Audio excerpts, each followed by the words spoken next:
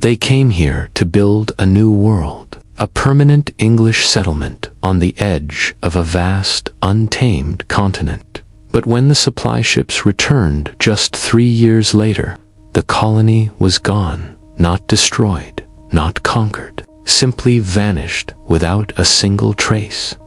This is the story of the lost colony of Roanoke, first English settlement in America, and one of the greatest mysteries in world history. A tale of ambition, survival, and disappearance that has haunted historians for more than 4 centuries. But what really happened to those 117 men, women, and children who set foot on Roanoke Island in 1587? Were they massacred? Did they starve? Did they merge with local tribes? Or is there a darker, far stranger truth buried beneath the soil of the New World? Stay with us, because what you're about to hear is not just a story. It's a historical riddle, a mystery that refuses to be solved. Before we dive into this chilling enigma, make sure you subscribe to the channel and hit the bell icon so you never miss our deep dives into the most shocking secrets of history. Picture the year 1587. England is on the rise. Queen Elizabeth I dreams of an empire that will stretch across the Atlantic. Spain already controls vast colonies in the Americas, bringing back gold, silver, and unimaginable wealth. But England has nothing. So, a daring plan is set in motion. A group of settlers, families, not just soldiers, are chosen to establish England's first permanent colony in the New World. Their leader is John White, an artist and explorer with a vision of a thriving community. They arrive on the shores of Roanoke Island in what is now North Carolina. For the settlers, it must have felt like stepping into another world. Dense forests, unfamiliar wildlife, and powerful native tribes who watched every move with suspicion. Among these settlers is Eleanor Dare, John White's own daughter, who will soon give birth to the first English child born in America, Virginia Dare. To many, this colony represents not just survival, but the very birth of a new nation. But dreams of a New England across the sea soon turn into a nightmare. The settlers struggle with food shortages. Relations with neighboring tribes become tense and hostile. Disease and fear begin to spread. And just as the colony needs strong leadership most, their governor, John White, decides to sail back to England to request supplies and reinforcements. He promises his people he will return quickly. But fate has other plans. When White finally makes it back across the Atlantic, 3 long years have passed. The colony he left behind has disappeared. No bodies, no battle scars, only a single word carved into wood. Croatoan. What did it mean? A desperate clue, a final message, or perhaps the name of their executioners. This is where the mystery of Roanoke begins, and to this day, it has never been solved. To understand the mystery of Roanoke, we first have to step back into the late 16th century, a time when the great powers of Europe were racing to claim the riches of the New World. Spain had become the superpower of the age. Galleons carried home mountains of gold and silver, looted from South America. Spanish colonies stretched from Mexico to Peru, and their empire seemed unstoppable. England, meanwhile, was desperate to catch up. Queen Elizabeth I looked across the Atlantic and saw opportunity. A colony in the Americas would not only weaken Spain's dominance, but also give England a foothold for trade, resources, and expansion. It was a bold, dangerous gamble, but one she was willing to take. Enter Sir Walter Raleigh, a soldier, courtier, and adventurer. Raleigh was granted a royal charter in 1584 to discover, inhabit, and possess lands in North America. His dream was to establish permanent English colonies, colonies that would secure England's future. But Raleigh was no ordinary explorer. He was ambitious, persuasive, and daring. He convinced Queen Elizabeth that such colonies would not just bring wealth, but also spread Protestant faith, countering Catholic Spain's influence. And with her blessing, he began to organize expeditions across the Atlantic. The first voyages brought back glowing reports of fertile land and friendly native peoples along the coast of what is today North Carolina. Raleigh named this region Virginia in honor of the Virgin Queen Elizabeth. But the truth was far harsher than the sales pitch. The land was wild, food scarce, and the politics of native tribes far more complicated than the English had imagined. The earliest English attempts at colonization failed, with settlers abandoning their posts and barely surviving the voyage home. Still, Raleigh was not ready to give up. In 1587, a new plan took shape. This time, instead of sending only soldiers and adventurers, the English would send families, a community, men, women, and children, who would create a permanent English settlement. The leader chosen for this daring mission was John White, a skilled artist and cartographer. Known for his detailed illustrations of the New World, White was thoughtful, cautious, and had the trust of Raleigh himself. White's vision was simple: to build not just a military outpost, but a true colony, farms, homes, and churches that would anchor England's future across the sea. So in May 1587, 117 colonists set sail from England. Among them were families with small children, including White's own daughter, Eleanor Dare. The group landed on Roanoke Island, off the coast of present-day North Carolina. It must have seemed like the start of something grand. For a moment, the settlers believed they were building a New England on the edge of a continent. But almost immediately, problems arose. The colonists quickly discovered that Roanoke was not the paradise they had been promised. Supplies were dangerously low. The soil was poor for farming. The climate, humid and storm-prone, was brutal for English settlers, unused to such extremes. And then there were the native tribes. Some groups, like the Croatoan, who lived on nearby Hatteras Island, showed friendliness toward the English. But others were hostile, remembering the violence and broken promises from earlier expeditions. Misunderstandings turned into skirmishes. One of the first incidents involved a settler being killed after stealing food from a nearby village. Fear began to spread among the colonists. Still, there was a glimmer of hope. On August 18, 1587, Eleanor Dare gave birth to a daughter, Virginia Dare, the first English child born in the New World. To many, this was a symbol of hope, the promise of a future. But it was also a heavy burden. For Virginia's survival, and that of the colony, depended entirely on securing more supplies. By late 1587, it was clear the colony could not survive without help. Food was running short. The settlers were struggling with disease, and tensions with neighboring tribes were worsening.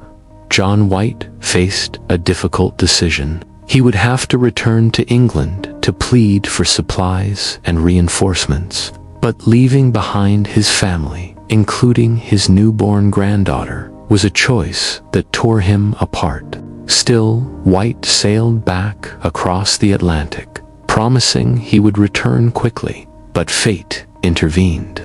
When White reached England, he found the nation at war. The Spanish Armada was preparing to invade, and every available ship was commandeered for battle. White begged, pleaded, and waited, but for 3 long years he could not return to Roanoke. When he finally did, in August 1590, he was desperate to see his family again. What he found instead was silence. As White and his men stepped ashore, they realized the colony was gone. Most of the houses had been dismantled. The fort was abandoned. No settlers were found. No graves, no signs of a massacre. The only clue, a single word carved into a wooden post, Croatoan. To White, it was a possible message. Perhaps the settlers had moved to Croatoan Island, home of a friendly tribe. But when storms forced his ships back to sea, White never reached the island. He would never see his family again. The fate of the Roanoke colonists remains one of history's greatest unsolved mysteries. When John White set foot on Roanoke Island in 1590, 3 years after leaving his colony behind, he expected to find hardship, but he did not expect emptiness. The settlement was eerily silent. The fort's palisades had been dismantled. The houses were stripped down, as though abandoned in a hurry, but not destroyed by force. There were no human remains, no evidence of a violent struggle, no signs of war. Instead, the land seemed cleared. As White searched desperately for answers, he noticed 2 carvings left behind. One was on a wooden fence post, where the letters Crow were etched. The other was on a tree, a single word, Croatoan. This was no random scribbling. It was deliberate, a message carved deep and clear. White recalled that before his departure in 1587, he had made an agreement with the colonists. If they ever decided to leave Roanoke, they were to carve the name of their destination into wood. If they left under duress, they were to carve a cross beside it. There was no cross, no sign of distress. This suggested that the colonists had chosen to move willingly, but where? And why had no one waited for White's return? The name pointed to Croatoan Island, modern-day Hatteras Island, home of the Croatoan tribe. White was certain his family had relocated there. He wanted to sail immediately, but fierce storms prevented his ships from reaching the island. White never saw Roanoke again. And so the fate of 117 men, women, and children, including his daughter Eleanor and his granddaughter Virginia Dare, remained a haunting mystery. Historians, archaeologists, and storytellers have wrestled with the riddle of Roanoke for over 400 years. Many theories have been proposed, each plausible in part, yet none fully conclusive. Let's explore the most enduring explanations. The most widely accepted theory is that the settlers sought refuge with local tribes, especially the Croatoan people. With food supplies dwindling and no support from England, survival would have been impossible without allies. Some accounts from later English colonies describe encounters with native tribes where individuals had European features, spoke broken English, or displayed European-style clothing and artifacts. Could these have been the descendants of the Roanoke colonists? Archaeological digs on Hatteras Island have uncovered European items, copper rings, iron tools, and gun parts, suggesting contact between the English and the Croatoans. But was this assimilation peaceful? Or were the settlers absorbed into the tribes out of desperation, forced to abandon their identity? The idea of Virginia Dare growing up not as the symbol of England's empire, but as a Croatoan woman, is both poetic and unsettling to those who dreamed of empire. Another possibility lies not with the native tribes, but with Spain. In the late 16th century, Spain and England were bitter rivals. The Spanish, based in Florida, had intelligence of English attempts at colonization further north. Could Spanish forces have destroyed the colony? While records of such an attack do not exist, Spain had the motive. Eliminating the English outpost would have preserved their dominance in the Americas. Yet, no evidence of burning, battle, or massacre was ever found at Roanoke. The settlement looked abandoned, not ravaged. If the Spanish struck, they left no trace, no survivors, and oddly, no documentation. For a power as meticulous as Spain, silence seems strange. Perhaps the explanation is simpler and more tragic. The settlers may have succumbed to the harsh realities of the New World. Food shortages were already severe when White departed in 1587. Starvation could have driven the colonists to desperate measures, abandoning Roanoke in search of sustenance, scattering into the wilderness, or breaking into smaller groups. Diseases, both European illnesses brought by the colonists and new ones they encountered, could have wiped them out. In this theory, their remains might have been claimed by the dense forests, buried beneath centuries of earth, their story erased by time. But if they perished from starvation or disease, why the carvings? Why the word Croatoan? Some believe the settlers were attacked by neighboring tribes, hostile to the English presence. Skirmishes had already begun before White's departure. If a larger conflict erupted, the colonists could have been killed or captured. Yet again, the lack of evidence troubles this theory. A massacre would likely have left signs, bones, weapons, burned structures. Roanoke had none of these. Beyond the rational theories, folklore and myth have wrapped themselves around Roanoke. Some native traditions speak of spirits in the forests, punishing those who trespass. Later storytellers imagined witches, curses, or even strange lights in the skies, tales that grew darker with each retelling.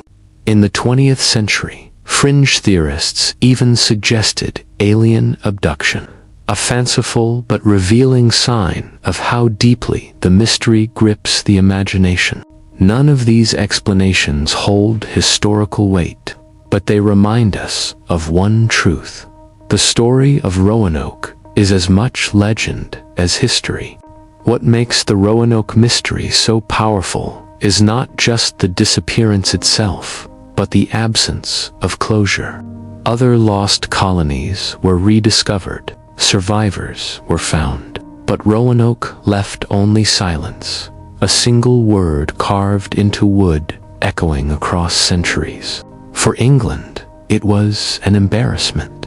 The dream of empire seemed cursed, and yet, just 2 decades later, Jamestown would succeed where Roanoke failed, built upon both the lessons and the haunting memory of the vanished colony.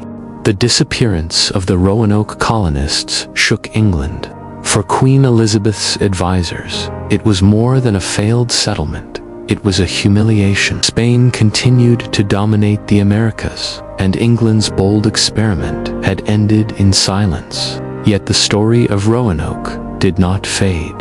In fact, its absence of answers gave it extraordinary power. Every explorer, every settler who came after, carried the memory of the vanished 117. When the English established Jamestown in 1607, they were keenly aware of the fate of their predecessors. Jamestown's leaders sent scouts searching for survivors of Roanoke. Reports trickled back of tribes with gray eyes or individuals who spoke fragments of English, fueling rumors that Roanoke's people had lived on in some form. But no conclusive evidence was ever found. In the 1930s, a sensational discovery reignited the mystery. A series of inscribed stones, known as the Dare Stones, surfaced in North Carolina. One, allegedly carved by Eleanor Dare, John White's daughter, claimed that most of the colonists had been killed, and only a few survivors lived on. For a moment, it seemed the riddle was solved, but scholars quickly dismissed the stones as forgeries created to exploit public fascination.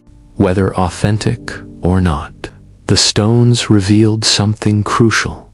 The world's obsession with Roanoke had not dimmed even centuries later. In recent decades, archaeologists have searched tirelessly for the truth. Excavations on Hatteras Island revealed European artifacts, a copper ring, a slate writing tablet, fragments of weapons. These suggest contact between the Roanoke settlers and the Croatoan tribe. Other digs inland, near Albemarle Sound, found similar clues, raising the possibility that the colonists split into groups, some joining friendly tribes, others moving deeper into the wilderness. Still, these finds are fragments, not proof. They whisper possibilities, but fall short of answering the question that has haunted us for 400 years.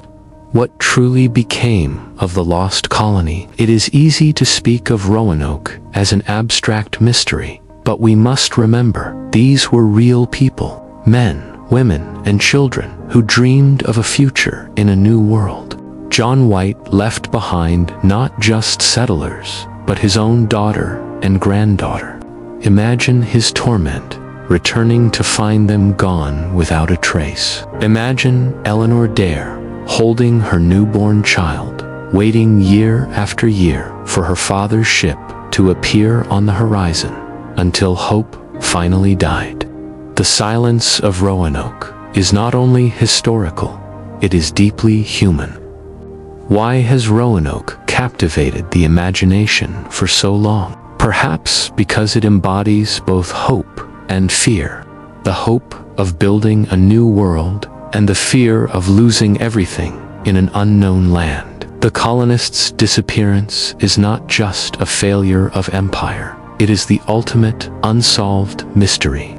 Unlike other lost communities, Roanoke left no survivors, no diaries, no explanations, just one word. A word that has haunted generations. Roanoke has lived on not only in history books, but in legend.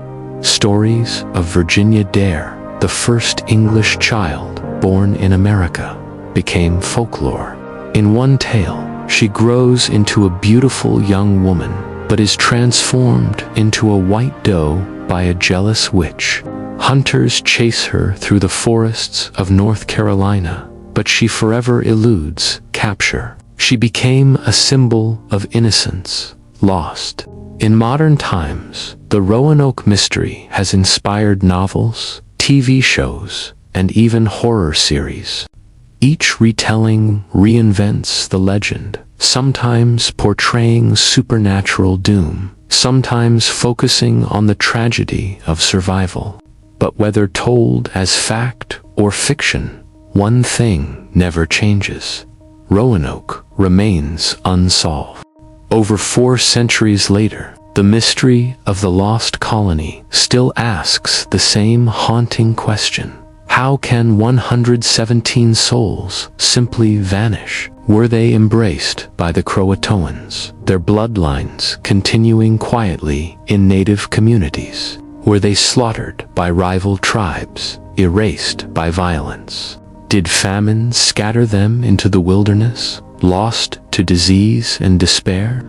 Or is there another explanation, one we may never discover? Perhaps the true answer lies buried under the sands of Hatteras Island or beneath the forests of coastal Carolina. Perhaps one day, archaeology will unearth the final piece of the puzzle.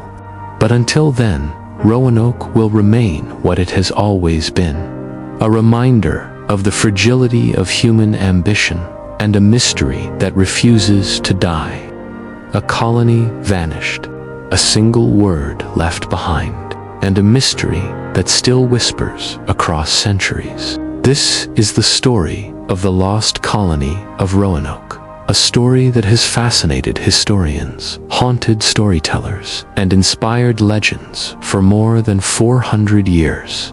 If you enjoyed this journey into one of history's greatest mysteries, don't forget to like this video, share it with fellow history lovers, and subscribe to the channel and comment what do you think happened to those 117 men, women, and children. Did they join the Croatoan tribe? Were they taken by force? Or did something far stranger happen that history has never uncovered? We bring you the darkest secrets, the most bizarre mysteries, and the forgotten tales of our past. Stories that deserve to be told.